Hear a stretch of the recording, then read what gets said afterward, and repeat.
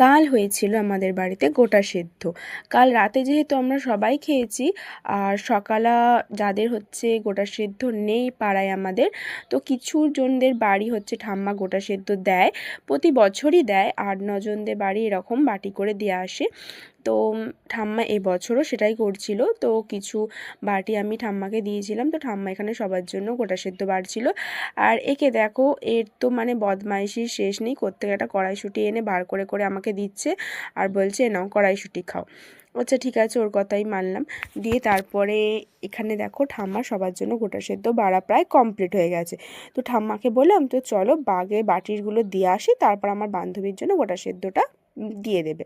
তো কীরকম কথা মতো সবাইদের বাড়ি আগে দিয়ে এসে এই দেখো আমার বান্ধবীদের জন্য হচ্ছে গোটা সেদ্ধটা প্যাক করে নিলাম। আমার যেহেতু দুটোই বেস্টি, তো একটা বেস্টির হচ্ছে গোটা সেদ্ধ আছে তাদের বাড়িতে, আর একজনদের গোটা সেদ্ধ নেই, তো তার জন্য তাকে দেওয়ার জন্যই বেরিয়ে পড়লাম। আরও হচ্ছে আমাদের একটা কাজ ছিল, তার জন্যই বেরিয়েছিলাম যেহেতু, তাহলে বললাম একবারে গোটা সেদ্ধটা ওকে দিয়েই তারপর আমরা কাজে বেরিয়ে পড়বো। আর এই দেখো, ওর যেহেতু রাস্তার পাশেই একটু বাড়ি, তো তার জন্য ওকে বললাম তুই এসে একটু গোটা সেদ্ধটা নিয়ে যা।